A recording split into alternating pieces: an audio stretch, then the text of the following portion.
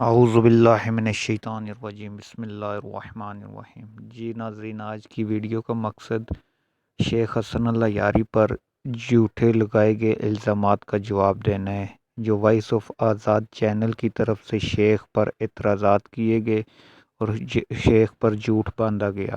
آئے پہلے سن لیتے ہیں کہ یہ موصوف کیا فرما رہے ہیں شیخ کے بارے میں، پھر ان کی باتوں کا جواب عرض کرتا ہوں۔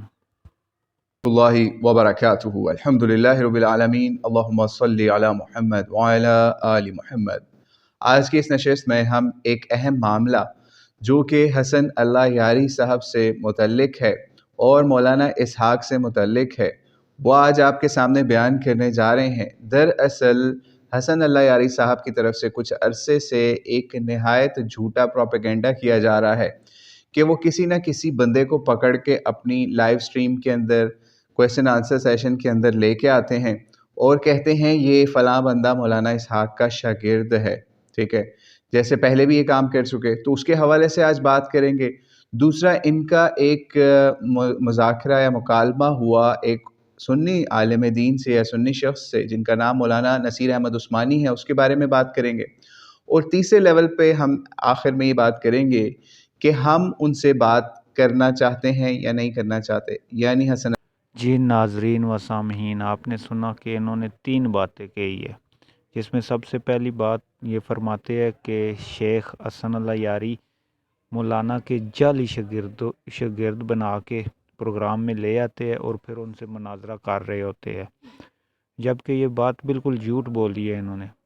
حسن اللہ یاری نہ ہی وہ اس سے پہلے مولانا اسحاق کو جانتے تھے، نہ ہی وہ ان کے شاگردوں کو جانتے ہیں۔ اگر کوئی یہ غلط بیانی کرتا ہے کہ وہ مولانا کا شاگرد ہے تو اس میں حسن اللہ یاری کا تو کوئی قصور نہیں ہے۔ ان کو کیا پتہ ان کے کون سے شاگرد ہے کون نہیں ہے۔ یہ جتنے بھی اہل سنت کے لوگ آتے ہیں مولانا کی دفاع میں، ان کے نظریات کا دفاع کرنے کے لیے آتے ہیں، تو اس میں کیا پتہ حسن اللہ یاری کو کہ یہ ان کے شاگرد ہے یا نہیں ہے، کیونکہ اور پھر یہ بھی یہ دھوکہ دے رہے ہیں کہ مولانا کی یہ باقاعدہ شاگرد نہیں ہے۔ باقاعدہ شاگرد کہاں سے ہونے ہیں؟ مولانا خود اتنا پڑھے ہوئے ہی نہیں تھے کہ وہ کسی کو پڑھاتے، انہوں نے کیا پڑھانا تھا کسی کو؟ اسی طرح کے شاگرد ہو گئے مولانا کے، جو ان کے نظریات کا دفاع کر رہے ہیں، جو ان کی باتوں کو صحیح سمجھتے ہیں، ٹھیک ہے، اس کے فالور ہے، بس وہی شاگرد ہے، ورنہ باقاعدہ شاگرد تو ہونے کہاں سے ہیں مولانا کے؟ مولانا میں اتنی صلاحیت نہیں تھی کہ وہ کسی کو پڑھا سکتے۔ بہرحال اگر یہ پھر یہ کہتے ہیں کہ یہ جعلی شاگرد ہے، اگر جعلی شاگرد ہے تو اصلی شاگرد کہاں مار گئے مولانا کے؟ وہ کیوں ہمت نہیں کرتے؟ وہ کیوں نہیں آتے شیخ کے سامنے؟ اچھا، دوسری بات یہ فرماتے ہیں کہ ایک مکالمہ ہوا ہے شیخ سے کوئی نصیر احمد عثمانی صاحب کا، ٹھیک ہے، تو اس میں انہوں نے وہ سوال کیا کہ آپ تمام چیزیں اہل بیت سے لیتے ہیں تو پھر قرآن اہل بیت سے کیوں نہیں لیتے؟ وہ صحابہ کا قرآن کیوں آپ پڑھتے ہیں؟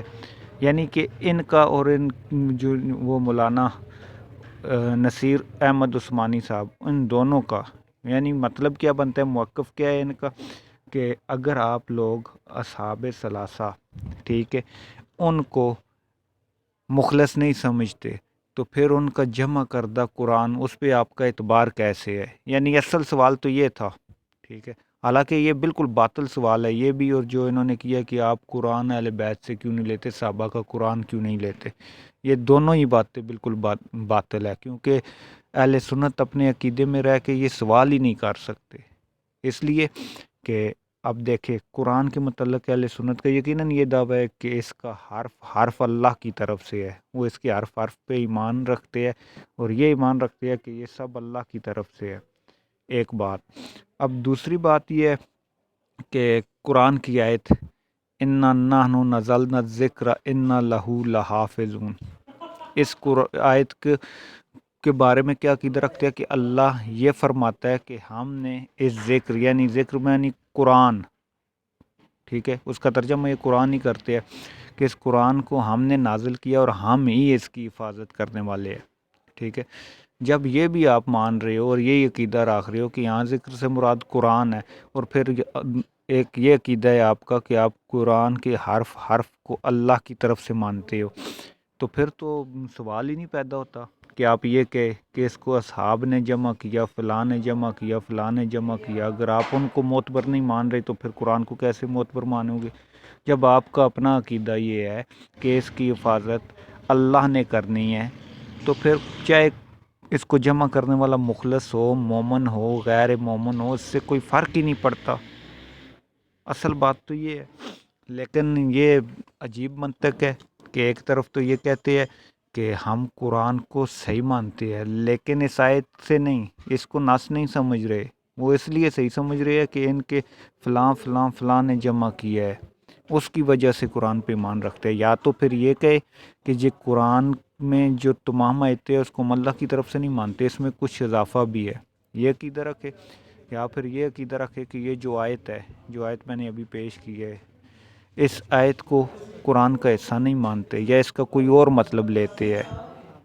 یعنی اپنے عقیدے کی وضاحت کرے نا۔ اگر قرآن کی اس آیت کو، ٹھیک ہے، جو ابھی میں نے پیش کی ہے، یہ اسی طرح مانتے ہیں اور ان کا یہی عقیدہ ہے کہ اس کی حفاظت کا ذمہ اللہ نے لے لیا ہے، تو پھر تو یہ سوال اور یہ بات باطل ہو جاتی ہے کہ فلاں فلاں نے جمع کیا ہے تو لہٰذا ان کو مخلص نہیں مانا جائے گا، تو اس کا مطلب یہ ہوگا کہ قرآن پہ بھی اعتبار نہیں ہے۔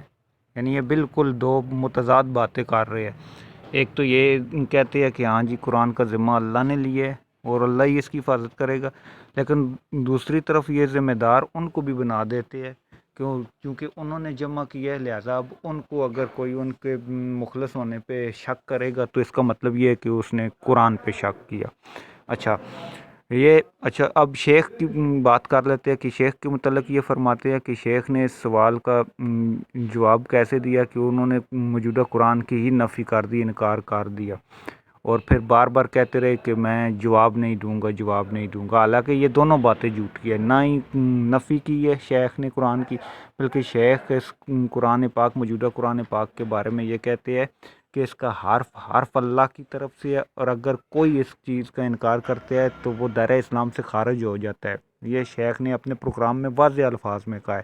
ہاں یہ اور بات ہے کہ شیخ یہ کہتے ہیں کہ اہل سنت کی روایات سراً یہ دلالت کرتی ہے کہ اس قرآن میں نقصان ہوا ہے، نقصان یعنی کہ اس کا بہت سارا حصہ ضائع ہو گیا ہے، اور وہ پھر یہ موصوف فرما بھی رہے ہیں کہ اہل سنت کی جو روایات ہے ان کا مطلب اہل سنت سمجھائے گے۔ تو شیخ تو بار بار آپ کو دعوت دے رہا ہے کہ آؤ دفاع کرو اپنی شخصیات کا، اپنی روایتوں کا دفاع کرو، تو جاؤ سمجھاؤ نا۔ آپ میں کوئی ایسا مرد نہیں ہے جو شیخ کے سامنے جائے اور ان کا دفاع کرے اور سمجھائے ان کا مطلب، جو روایتیں آپ کی کتب میں آئی ہے۔